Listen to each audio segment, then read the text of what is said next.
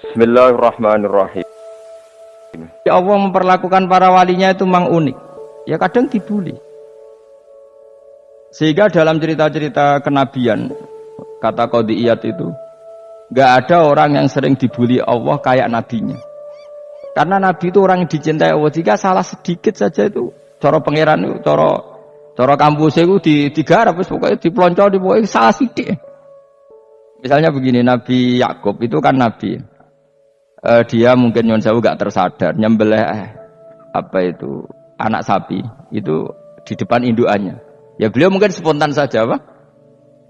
Kalau kamu yang melakukan pasti tidak ada hukumannya karena Allah tidak pasti peduli sama kamu, sudahlah. Artinya gak peduli, salah pantas saya ora jelasin gitu. Tapi ini nabi.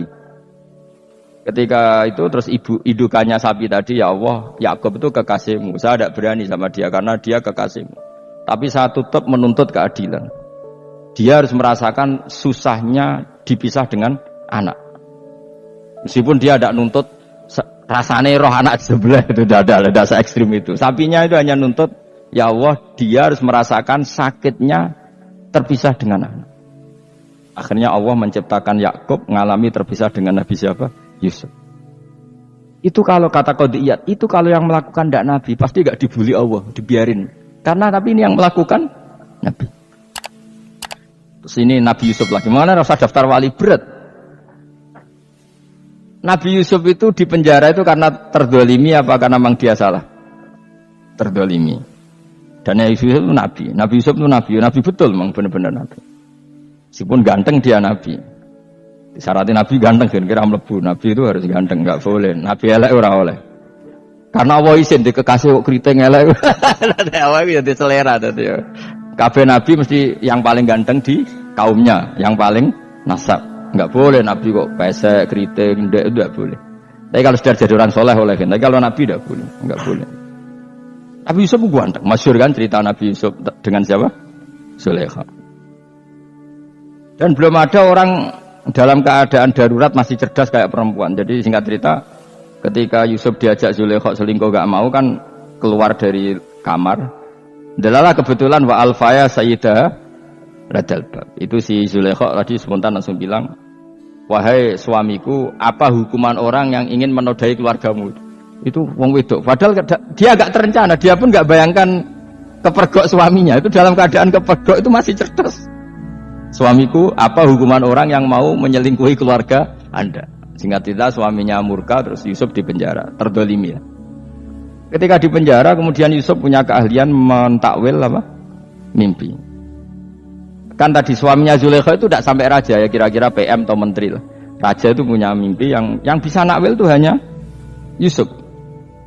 Singkat cerita, terus utusan raja datang ke Yusuf dan takwilan Yusuf terbukti benar. Tapi Yusuf ini seorang nabi, saya ulang lagi Yusuf seorang nabi dia, tapi ya manusia.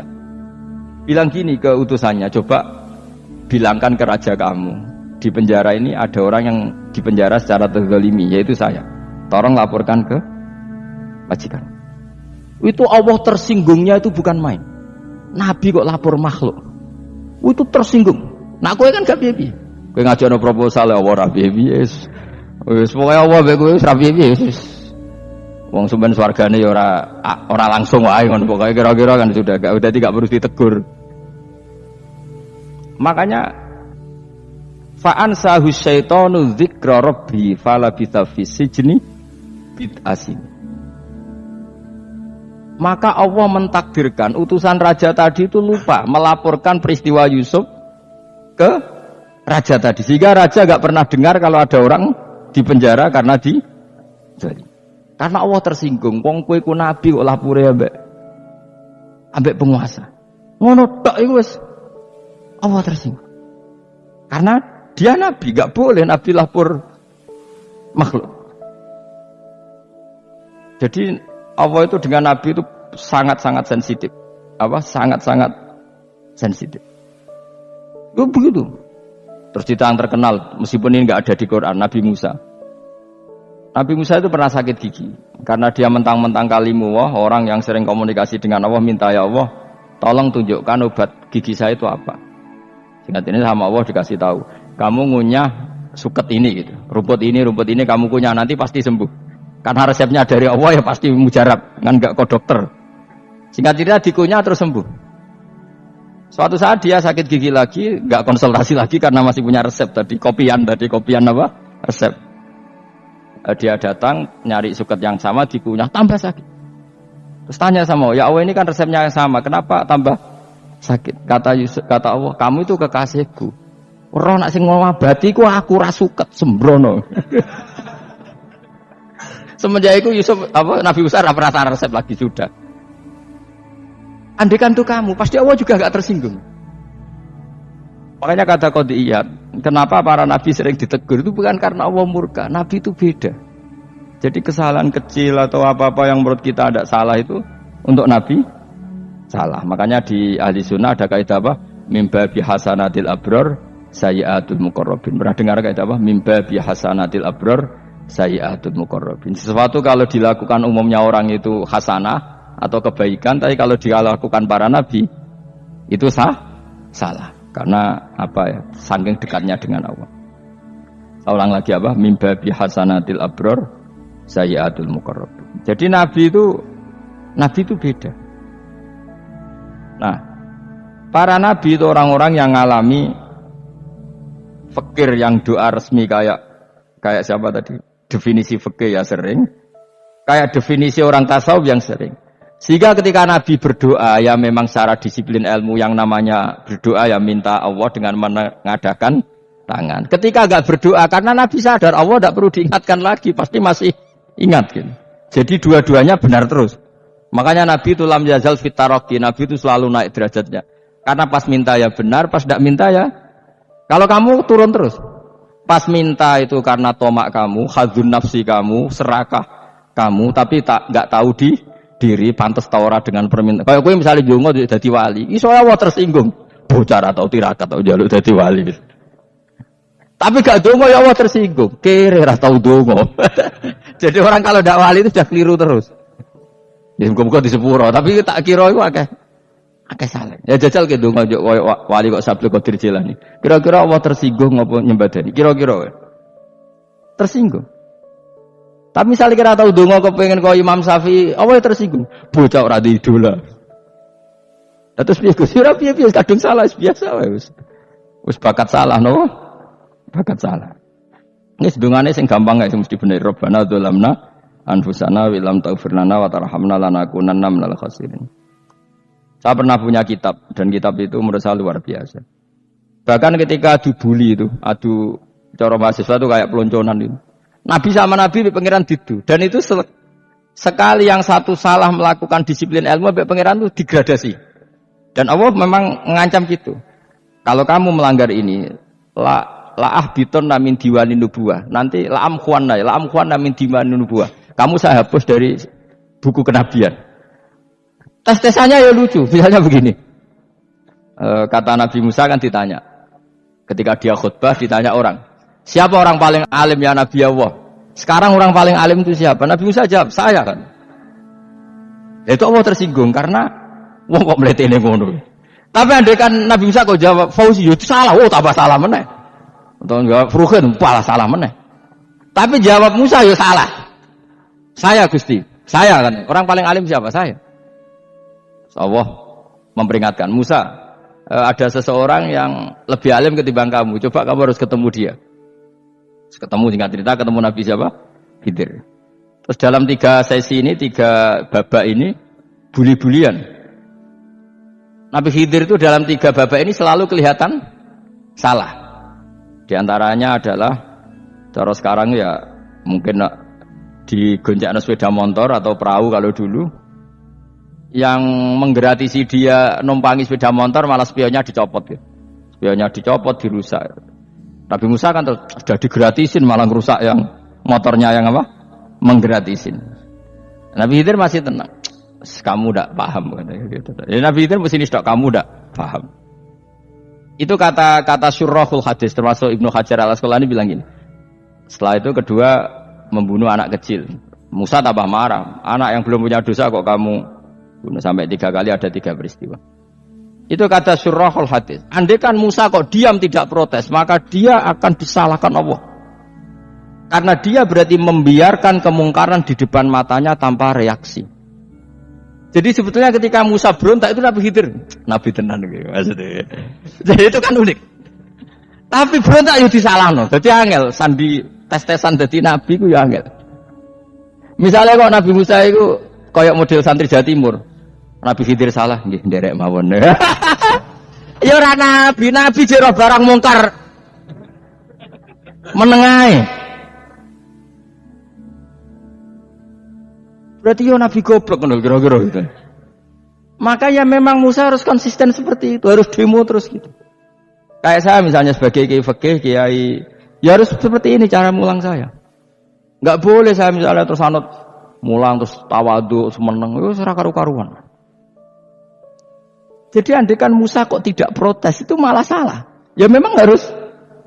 Dan itu Nabi Khidir dia nabi tenan ya. Makanya Nabi Khidir akhirnya respect. Tidak ada hati sebaik Abu Musa. Risi itu gak nyaman ketika melihat kemungkaran. Jadi itu sebenarnya poin. Tapi lucunya Nabi Khidir ya nyalan. Tak kandani ora takok kok men takok. Tapi ya disalahno. Ya aku jare Nabi Musa. Ya jajal gawe peristiwa meneh aku tak sabar ra takok bareng. Kon jajal neh. Bareng dijajal ya protes meneh. Bareng protes meneh tinggal satu kali kesempatan. Kowe takok meneh wis ora dadi muridku. Dikasih kesempatan lagi, ya protes mana deh nomor. Tapi itu justru itu menjadi kelebihannya Nabi Musa karena syarat seorang nabi adalah al-musara'ah ila ingkaril mungkar kata Ibnu Hajar Al-Asqalani. Syarat seorang nabi adalah secepat mengingkari sesuatu yang mungkar. Enggak boleh. Ya toh kan misalnya kita jadi murid terus gurumu itu gandeng artis atau gandeng penyanyi dangdut. Nggih nderek mawon. Jadi guru mumet kok kiyo banget. Tapi kau yang loroi guru tersinggung, raro hikmah itu. Kan bingung no, di guru ini gak bingung no. Soalnya kayak di guru jadab, corong Jawa Timur mau, gurumu gandeng penyanyi dangdut. Reaksimu biasa saya takut. Ayo loh, nak elek kan gak iri. Biasanya nak elek itu iri, sekarapmu pak. Sing ayu, sing potensi iri. Kira-kira reaksi kamu itu milih derek mawon, nopo berontak. Golek oh, nak gurumu wong alim, mesti nak pas dia meneng. Muridku goblok tenan, gak sensitif. Roh barang mungkar dilakukan di depannya kok tidak reaksi, tidak protes, gak geblek tenan muridku. Tapi lucunya guru mau nak protes ya, gak dia akhlak nih. Guru lagi senengnya kok rawol. Nah Nabi itu kan bully-bulian. Jadi Nabi Khidir dengan Nabi Musa itu tebak-tebak. Karena dua orang ini sama-sama kekasih Allah. Itu Nabi Musa justru barokahnya itu dia tidak pernah kelasmennya di bawah Nabi Khidir. Semua ulama sepakat kelasmennya Musa tetap di atas Nabi Khidir. Sehingga yang berlaku ya tetap ilmunya Nabi Musa. Bahwa membunuh anak kecil tidak boleh. Merusak perahu milik orang lain tidak boleh. Karena Allah tetap lebih respect dengan ilmunya Nabi Musa. Nabi Khidir tetap ilmunya nggak dipakai. Meskipun dia disebut hakikat. Karena ilmunya Nabi Khidir ngani ngoyo. Ngani ngoyo wong ape mutusno ngenteni nginceng Lauh Mahfuz. Lah sing iso iku sapa? Barang ra mungkin kok. Mulane Nabi Khidir terakhir menutup kalimatnya wa ma fa'altuhu an amri. Dzalika ta'wilu ma lam tasti alaihi sabr. Aku dhewe nglakoni ini ya ora roh, wis ditakdir nglakoni ngene wae. Dadi Nabi Khidir ya ora paham. Jadi wa ma fa'altu an amri itu terakhir kira-kira artinya saya sendiri tidak melakukan ini karena inspirasi saya sendiri atau keputusan saya sendiri. Tahu-tahu saya ditakdir melakukan. Karena pas itu Nabi Khidir disetting semuanya dengan ilmu hakikat, yaitu bayi tadi memang kutiba kafiron. Kutiba apa? Kafiron. Memang dia nanti kalau umur nganti tua ditakdir mati kafir. Daripada mati kafir nanti ya sudah mati sekarang. Tapi enggak mungkin kan ada syariat daripada soben beling pateni gek cilik. Wah ya. Ya ora ono syariat, tetap ikut Nabi Musa. Makanya kata Ibnu Hajar Al-Asqalani itu uniknya Allah sama para wali-walinya. Waliku klirullah, iku tetep disenengi pangeran. Terus pangeran nabi-nabine yo gejol-gejolokan, yo pancen nak wong. Terus keempat gini. Tadi kan saya punya contoh 3, ini contoh keempat, ini terakhir. Nah, kakean kok ilmu ora cukup utekmu malah bingung kabeh.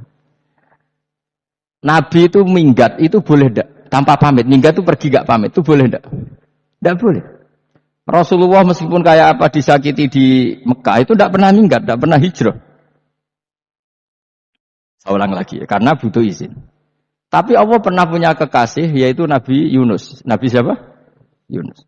Itu Quran meredaksikan ya abako. Abako itu terjemahnya apa? Minggat. Kalau pergi itu dhahaba. Tapi ini Allah meredaksikan itu abako. Abako itu ya minggat. Nabi Yunus itu dakwah di daerah Nainua. Ya. Nainua itu ya, Babylon sana. Kampungnya namanya Nainua. Ya, daerah Babylon. Ya. Babylon itu kalau di geografis modern ikut Irak. Ikut mana? Irak. Jadi Kufa, Basra, Babylon. Terus siapa itu yang ngalahkan pasukan Yahudi dulu itu Bukhtanasor, Hebuket, Nazir itu ikut mana? Babylon apa? Babylon. Wama unzila alal malaka ini bi Babila Haruta Marut. Makanya kalau ulama-ulama melihat Irak kacau sampai sekarang itu tidak kaget. Irak itu ardun mal'unah kalau di kitab-kitab. Bumi yang memang sudah terlaknati mulai dulu. Sehingga ketika ada kasus Saddam Hussein sekarang itu ulama tidak kaget. Zaman Rasulullah Sugeng itu Irak itu termasuk sudah bumi yang hunaka azalazil. Di sana pasti banyak fitnah. Fitnah pertama yang dicatat sejarah adalah Mautul Husain apa? Kabudute Said siapa? Husain di Karbala. Era Imam Syafi'i adalah zaman mifnah, ulama dibantai karena dipaksa mengatakan Quran apa? Makhluk. Terus konflik-konflik sampai era Saddam Hussein terus era sekarang jadi. Lah kita ini ulama sebenarnya tahu tarikh itu. Tapi di era modern kan dianalisis karena campur tangan ini itu ya sudah lah. Sebebo goblok naik daripada kok bantah-bantahan malah rakab. Sebebo goblok, sebebo pintar. Nah sekarang kan analisisnya kan, wah ini ada campur tangan pihak ketiga diciptakan nih sauni-unimu. Ya kalau intelijen harus ngomong seperti itu. Kalau kita seperti ulama memang dari dulu dicap Nabi hunalika az zalazil wal fitan.